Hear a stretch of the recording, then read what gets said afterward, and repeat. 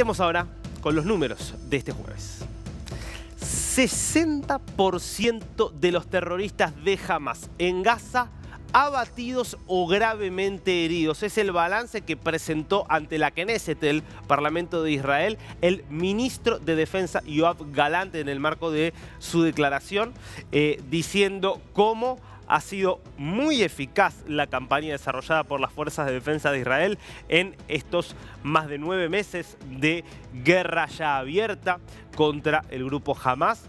Agregando aquí que hay que decir que de los 24 batallones que tenía el grupo terrorista, dijo Gallant que la mayoría, prácticamente todos, habían sido desarticulados. Claro, advirtiendo también que quedan células. Estábamos hablando de que el 60% fueron dejados de alguna manera fuera de combate, pero queda un 40%, en muchos casos desorganizado, pero con capacidad para volver a reorganizarse en distintos puntos de la Franja de Gaza, siendo y manteniéndose como un desafío que preocupa porque es lógicamente una amenaza para la seguridad de Israel. Segundo número del día, 278 presos políticos en Bolivia. Una ONG que viene siguiendo la situación de los derechos humanos en Bolivia hace esta denuncia de 278 presos políticos, algo que de alguna manera a veces parece un poco corrido de escena, porque no es Bolivia, no ha llegado a los niveles de represión de las dictaduras que tiene hoy el continente latinoamericano, por supuesto con Cuba, Venezuela y Nicaragua como representantes claros.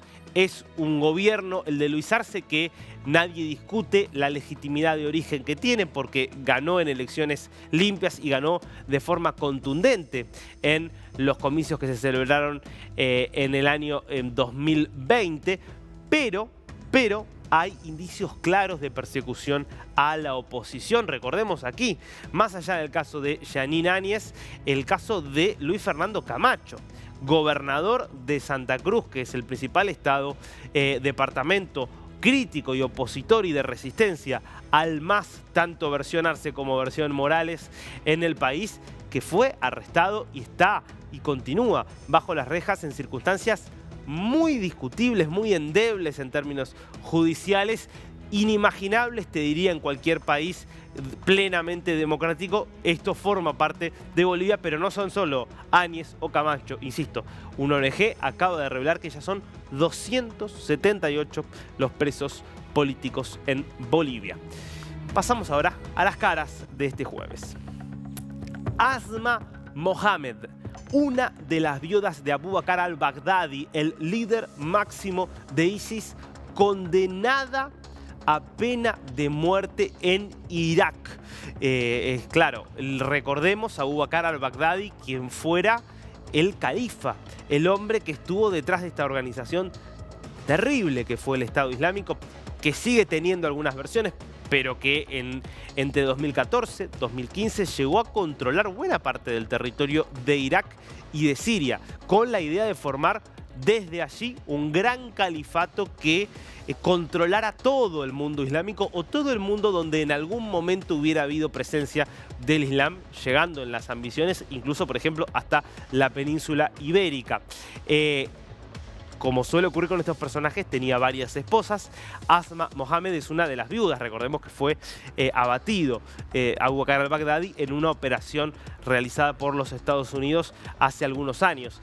¿Y por qué fue condenada Asma Mohamed? Porque es considerada responsable de las atrocidades, de lo que podríamos llamar como un genocidio realizado por ISIS contra la minoría yazidí en Irak y en Siria, pero en este caso es condenada por lo sucedido en Irak. Ella había sido arrestada en Turquía hace algunos años y luego extraditada a Irak, donde ahora la justicia termina llegando a esta sentencia por, insisto, los crímenes cometidos contra la minoría yazidí. Segundo rostro de hoy, nos vamos a España. David Sánchez, el hermano de Pedro Sánchez, en la mira, como sabemos, de la justicia. No solo es la esposa, Begoña Gómez, también su hermano. Bueno, Por la causa abierta contra Sánchez hubo un allanamiento de varias horas, por lo menos 4 horas, en lo que sería la Diputación de Badajoz, lo que se conoce como el Palacio Legislativo y la sede del Poder Legislativo que tiene la ciudad de Badajoz, la provincia en realidad de Badajoz en España, y es una acusación y una imputación por haber esencialmente cobrado dinero, cobrado un sueldo sin haber realizado ningún trabajo. Esa es la investigación. De hecho, es una causa que tiene ya algunos antecedentes porque lo llamativo es que él estaba al frente de las orquestas y de otros ámbitos culturales en Badajoz y en los últimos años, porque este cargo lo tiene desde el año 2018, y en los últimos años ha habido una gran cantidad de conciertos y nunca se lo vio a él dirigiendo la orquesta que él se supone que debería estar dirigiendo, además de que no se lo vio en otras regiones, además de que hay muchos indicios de que estuvo viviendo en Portugal, es decir, que ni siquiera estaba viviendo en Badajoz. Bueno, hubo algunos movimientos en las últimas semanas para tratar de mostrar que sí, en realidad él estaba trabajando allí en la Diputación de Badajoz. Por eso se decidió hacer este allanamiento. Habrá que ver cómo evoluciona esta causa contra el hermano de Pedro Sánchez.